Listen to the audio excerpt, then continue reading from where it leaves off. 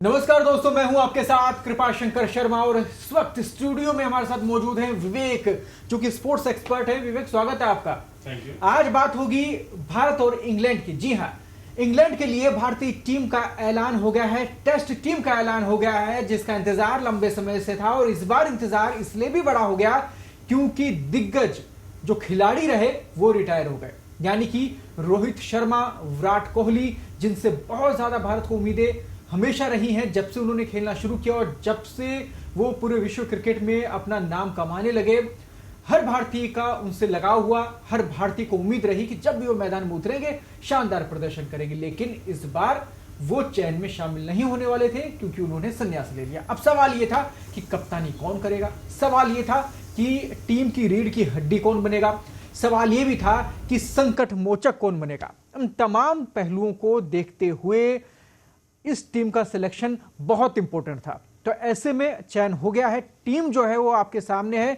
विवेक, इस वक्त सबसे पहले आपको बताएंगे कि टीम में किस किस का चयन हुआ है, कप्तान कौन है, उप कप्तान कौन है, और पूरे जो 11 खिलाड़ी हैं प्लस इनके साथ में जो एड ऑन है वो खिलाड़ी कौन कौन है। एक बार विवेक दर्शकों को बताइए। शुभमन गिल को कप्तान बनाया गया है, उसके साथ ऋषभ पंत है, उनको उप कप्तानी की जिम्मेदारी दी गई है। जायसवाल है, केएल राहुल है, साई सुदर्शन है, अभिमन्यु ईश्वरन है। इन्होंने फर्स्ट क्लास क्रिकेट में बहुत कमाल का परफॉर्मेंस किया है। करुण नायर की 8 साल बाद आखिरकार भारतीय टीम में वापसी हुई है। ये वही क्रिकेटर है जिन्होंने 300 मारा था और उसके बाद से लगातार बैठे हुए और लगातार वो मतलब एक गुजारिश कर रहे थे, कभी सोशल मीडिया पोस्ट के द्वारा, कभी अपने बल्ले से रन बरसाकर, कभी उन्होंने रणजी में रन बनाया, सैयद मुश्ताक अली में रन बनाए और फाइनली उनको मौका मिला है। बिल्कुल, आप भी इंतजार कर रहे थे। हो गया। हम लोगों ने कई स्टोरी करी है, हम लोगों ने करुण नायर पे कई सारी स्टोरी करी है। नीतीश कुमार रेड्डी पिछले सीरीज में बहुत अच्छा परफॉर्मेंस किया था और उन्होंने साबित किया कि वो इस टीम में जगह बनाते हैं जी। रविंद्र जडेजा बने हुए हैं, ध्रुव जुरेल है, वॉशिंगटन सुंदर है, शार्दुल ठाकुर की वापसी हुई है। शार्दुल ठाकुर की वापसी थोड़ी सी चौंकाने वाली है क्योंकि अभी जब कुछ महीने पहले सेंट्रल कॉन्ट्रैक्ट का बीसीसीआई ने ऐलान किया था तो उसमें शार्दुल ठाकुर का नाम नहीं था। तो ऐसा लगा था कि बीसीसीआई अब शार्दुल ठाकुर की तरफ से ध्यान हटा चुकी है, मतलब वो किसी युवा प्लेयर्स की तरफ जा रही है। बट शार्दुल ठाकुर की मुझे लगता है कि वो 2018 वाला सीरीज याद होगा जहां पे शार्दुल ने बैटिंग के साथ बॉलिंग में परफॉर्मेंस किया तो शायद उनको वो और वो शमी और वो का ना रहना, और बुमराह ने पहले ही बोल दिया था कि मैं पूरी सीरीज के मैचेस नहीं खेलूंगा, तो मुझे लगता है कि उसका भी इफेक्ट पड़ने वाला है। इसीलिए शायद शार्दुल ठाकुर को एक ऐसा ऑलराउंडर चाहते थे टीम में जो बैटिंग भी करे और पेस बॉलिंग भी करे, तो वो शार्दुल ठाकुर वहां फिट बैठते हैं। हालांकि नीतीश कुमार रेड्डी भी वही करेंगे। हाँ, वो सेम समीकरण कहीं ना कहीं इसमें अब जसप्रीत बुमराह है, मोहम्मद सिराज है, प्रसिद्ध कृष्णा है, आकाशदीप, अर्शदीप और कुलदीप यादव।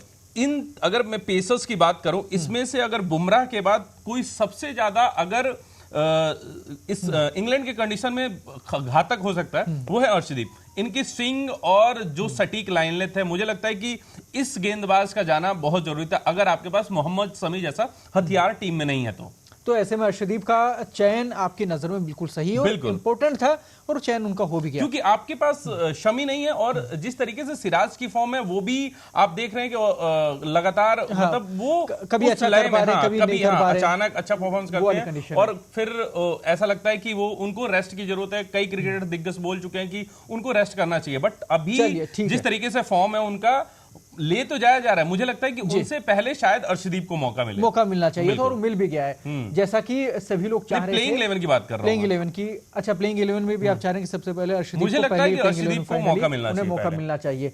और अगर वहां के जो हालात हैं वो इससे लेवल में मिलते हैं, मैच खाते हैं, तो हो सकता है अर्शदीप 11 में भी शामिल हो जाए।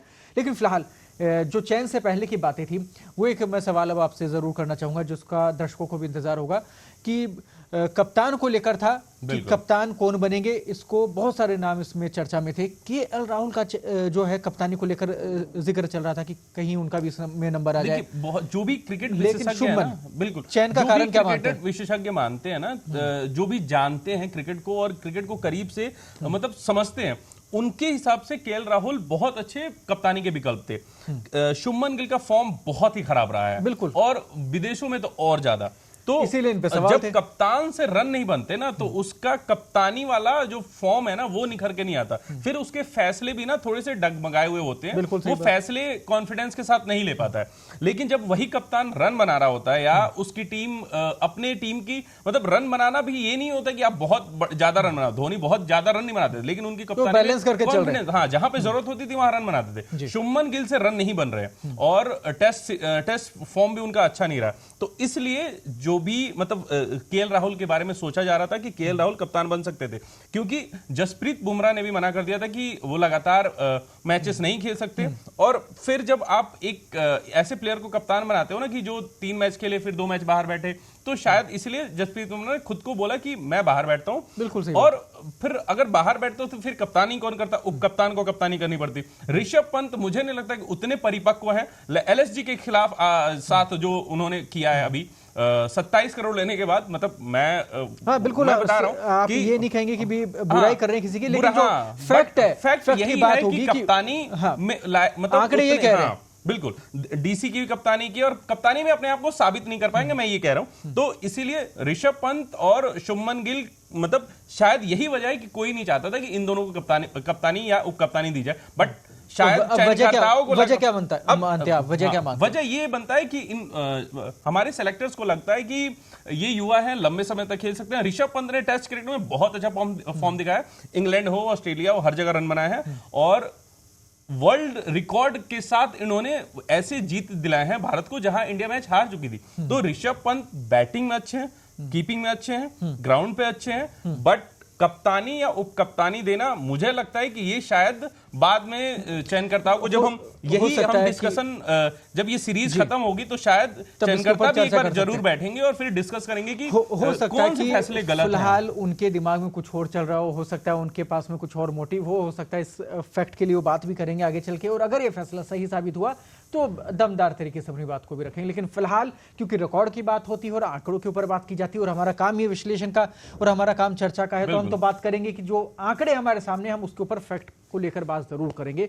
तो ऐसे में केएल राहुल का पलड़ा भारी था लेकिन फिलहाल उन्हें मौका नहीं मिला, लेकिन अच्छी बात यह है टीम में वो सिलेक्ट हुए और बल्ले से हम सब उम्मीद करेंगे कि अच्छा प्रदर्शन करेंगे। को कप्तानी ना दिए जाने की वजह ये भी है ना कि उन्होंने कप्तानी ना करके दिल्ली कैपिटल्स में आईपीएल में अभी बहुत अच्छा फॉर्म दिखाया है, तो शायद चयनकर्ताओं को ये भी लगा कि अगर उन पे कप्तानी का बोझ डाल दिया जाए तो अभी हमारी टीम में सीनियर प्लेयर बल्लेबाजी में कोई नहीं है। विराट कोहली जा चुके हैं, रोहित शर्मा जा चुके हैं, दिग्गज कोई नहीं है। आप रहाणे और पुजारा को ले नहीं जा रहे हो, तो मुझे लगता है कि उसके बाद अगर कोई उन्हें फ्री छोड़ा गया होगा, जैसे विराट कोहली को फ्री छोड़ा जाता था। बिल्कुल। तो मुझे लगता है कि केएल राहुल को अगर ना दिया गया हो तो उनको शायद कप्तानी बैटिंग वाला पूरा उनको संभालना होगा। हाँ, ऐसा भी हो सकता है कि कहीं ना कहीं कोई तो लीड करे बिल्कुल बैटिंग वाला जो सेक्शन है उसको, तो ऐसे में हो सकता है केएल राहुल के लिए टीम मैनेजमेंट के पास में कुछ अच्छा ऑप्शन वहां पे बैक हैंड पे कुछ मौजूद होगा। चलिए, क्योंकि टीम में तो सिलेक्शन हो ही गया है, अब इसमें एक और जो खिलाड़ी है उसकी मैं यहाँ पे चर्चा करना चाहूंगा क्योंकि समय सीमित है और पूरे जो सारे खिलाड़ी उनके ऊपर चर्चा नहीं की जा सकती। हमारे नेक्स्ट एपिसोड में उसके लिए भी हम बात करेंगे, ऐसा नहीं है। सीरीज से पहले तक बहुत सारी चर्चाएं आप तक लेके आएंगे, फैक्ट्स लेके आएंगे, लेकिन एक और खिलाड़ी की इसमें चर्चा होनी बहुत जरूरी है और वो है साई सुदर्शन। शानदार बल्लेबाजी की है आईपीएल में, टेस्ट मैच में, आईपीएल में नहीं, उन्होंने टेस्ट मैच में क्लास में अपने बैटिंग से साबित किया था। वो कहते हैं ना कि साई सुदर्शन ने चयनकर्ताओं के लिए टीम इंडिया का दरवाजा तोड़ा है और तब जाके उनको पहले मौका नहीं मिला, पर आईपीएल से तुरंत अंदर आए हैं वो। बट उससे पहले कोई सीरीज भी नहीं था ना, उससे पहले बीजीटी था, वहां पे इंडिया का परफॉर्मेंस, और वहां पे जब विराट कोहली और रोहित शर्मा थे और भी प्लेयर्स थे तो उनको उनकी जगह फिर वो आप टीम में तो ले जाते, फिर जगह नहीं मिलती आपको। और बाकी जो खिलाड़ी हैं उनका भी चयन बहुत अच्छा कहीं ना कहीं माना जा रहा है। उम्मीद करते हैं एक बार फिर से भारतीय टीम वहां पर वो दमखम दिखाए, क्योंकि लगभग 18 साल होने को आए हैं। 2007 में हम आखिरी सीरीज इंग्लैंड में अंग्रेजों को वहां जाकर हरा के आए थे, लेकिन उसके बाद अभी तक जीत नहीं पाए। तो हम उम्मीद ये जरूर करेंगे कि इस बार वो जीत मिले। फैक्ट्स को लेकर बात होती रहेगी, सीरीज से पहले और भी बहुत सारी चर्चाएं होंगी, हमारे साथ बने रहिएगा। इससे जो अगला एपिसोड होगा, जो अगला सेगमेंट होगा, उसमें हम बताएंगे टीम की कमजोरियां क्या हैं और टीम की मजबूतियां क्या हैं, और इसके साथ ही वहां इंग्लैंड में हमारे लिए सबसे बड़ा दुश्मन उस टीम में कौन हो सकता है, बात होगी इसको लेकर भी। फिलहाल हमें दीजिए इजाजत, विवेक, नमस्कार करने का समय आ गया। थैंक यू, नमस्कार।